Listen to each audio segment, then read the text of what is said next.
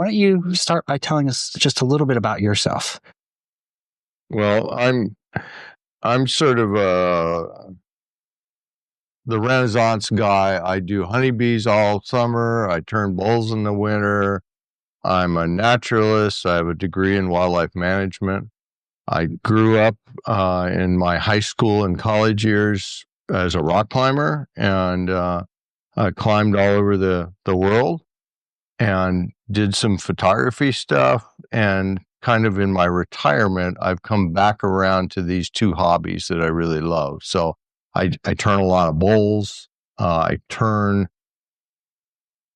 really like the bull turning because it brings out the grain and the kind of magic in every tree. And I like to find different trees that have got unique grain patterns as the things that I work on. I get kind of tired of doing the same tree over and over again. So a lot of times I've got an awful lot of wood I never get around to. But I try to turn different species that are local, and it's just fun. Yeah.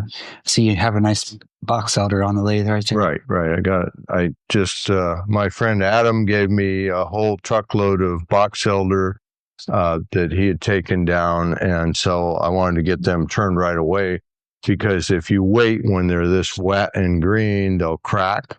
So I want to get them rough turned and then set aside to dry for a while before I come back to finish turning them. So is that how it typically works? Like you get a call from somebody who's bringing a tree down and you ask what species, and if it's like maple, you're like, no thanks. But if it's something amazing like box elder?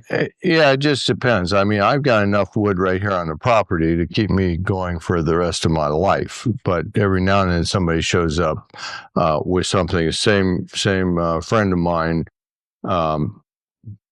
found a whole bunch of apple burl that he was taking down, and it's green as well. So I brought that all home last week, and then yesterday this box elder. So some of it comes from other people and some of it out of my own firewood stack. Yeah, the firewood stack is extensive. Yeah. You would probably break some hearts with the wood you burn in that firewood stack.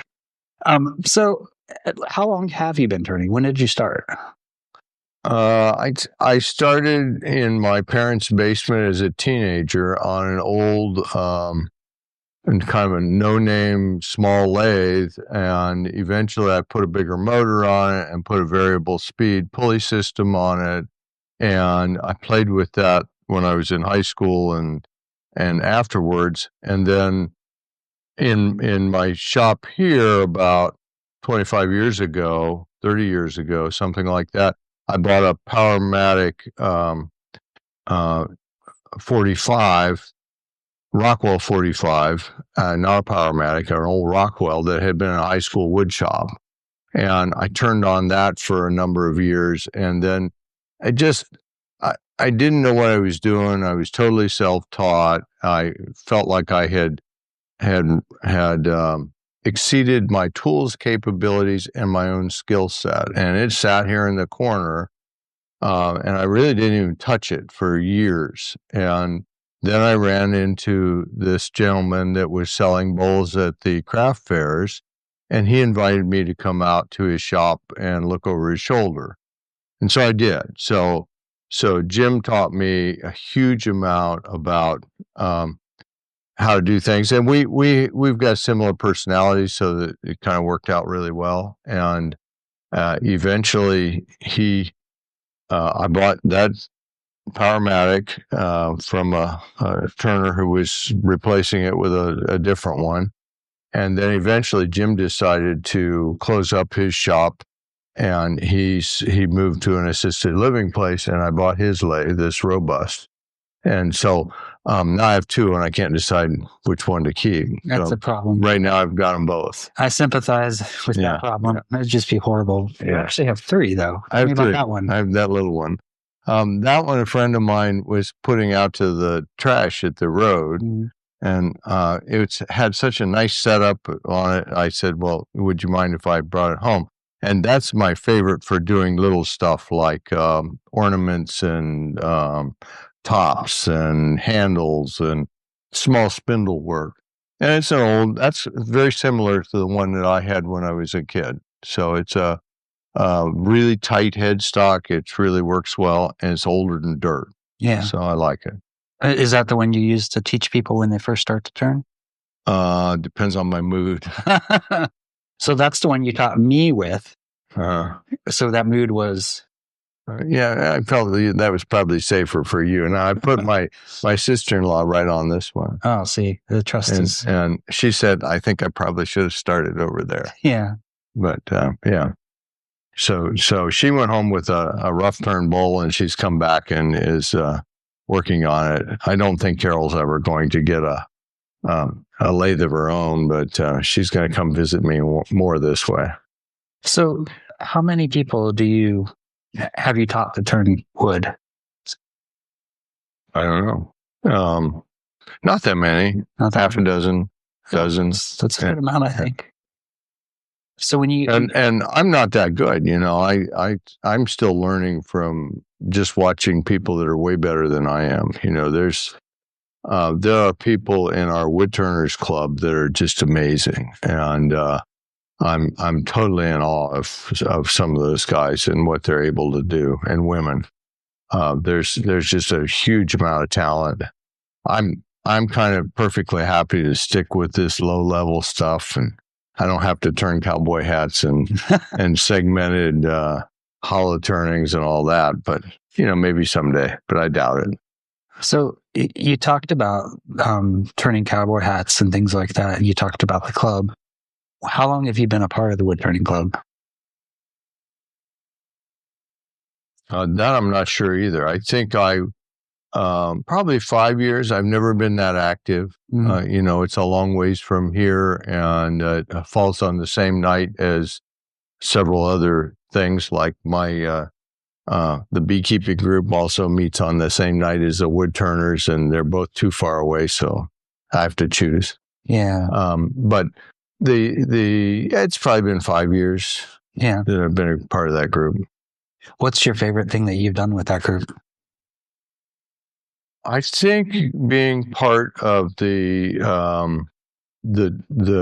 top turning Toys for Tots that they do at Christmas time, where we make a whole bunch of them and give them away, and the wig stands that are given to the cancer patients.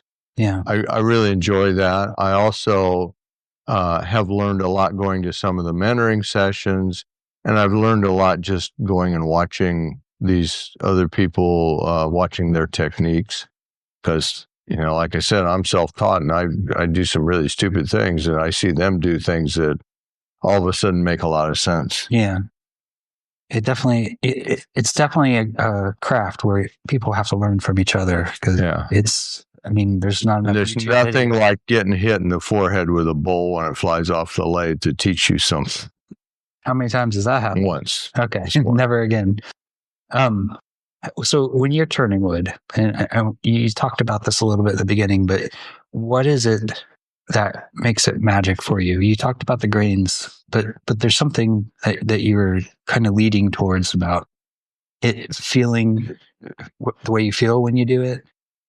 I do find that if you've got the right tool and it's super sharp and you've got the right speed on the lathe, everything is tuned up well, and you're peeling off these long shavings like these, and they're flying through the air and getting stuck in your hair, and just, you've got this cascade of beautiful smelling shavings. There's something it's really relaxing about that, and you can see it change as you go. There are times, especially with some of this with a great deal of figure, that there's a magic time to quit, that if you go too far you lose the color or the grain pattern.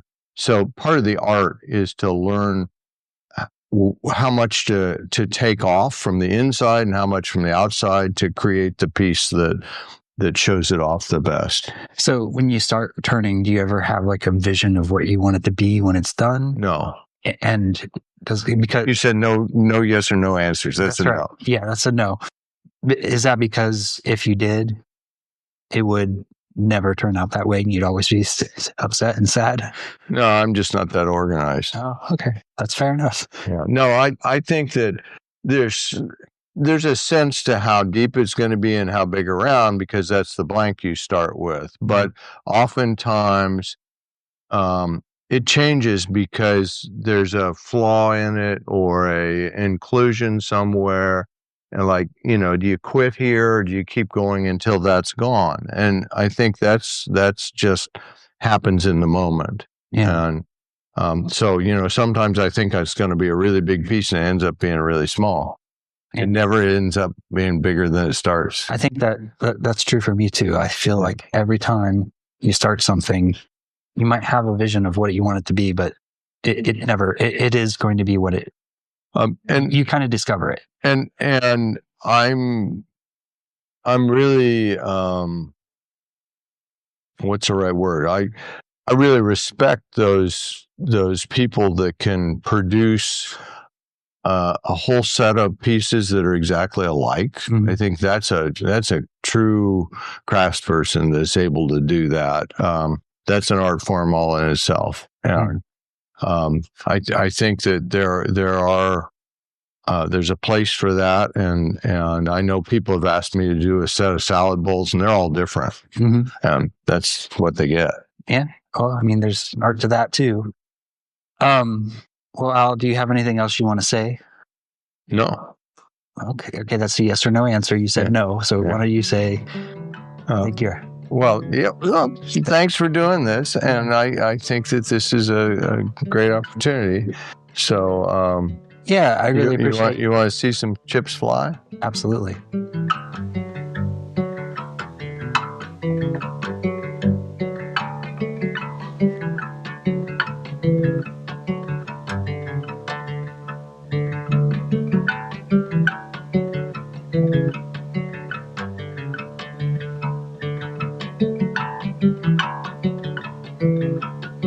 So this bowl is really green and it's really soaking wet.